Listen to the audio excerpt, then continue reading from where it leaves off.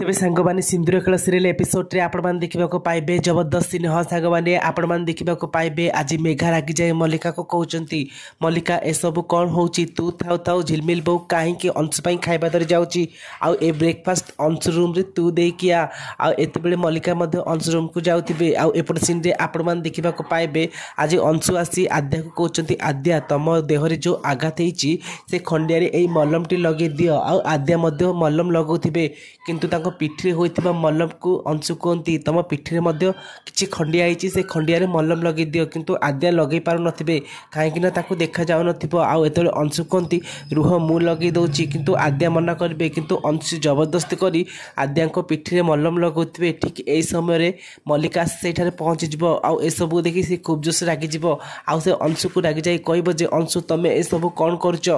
आद्या को कहती गोटे पर पुरुष साथी टाइम बितेबा ते बहुत मजा लगुच ना आते बड़े अंशु रागी जाए आउ कहे मल्लिका तुम ये सब कौन कह मल्लिका रागी जाए जूस ग्लास को भांगी ता हाथ काटी दौची आते बड़े परिवार लोक समस्त रागी जाती आते बड़े मेघा कहती अंशु जदि गोटे स्त्री आगे आउ ता पुरुष स्वामी अन्य स्त्री केयर करे ना ता स्त्री एमती ही रिएक्ट करें आउ तू ये सब कर भूल करुचु एबे से आद्या को घर बाहर कर दे। तो फ्रेंड्स आप कौन लगुच कौन मेघा कथा शुणी अंशु आद्या को घर बाहर करदे जदि हाँ ताली येस बोली कमेंट करेंगे।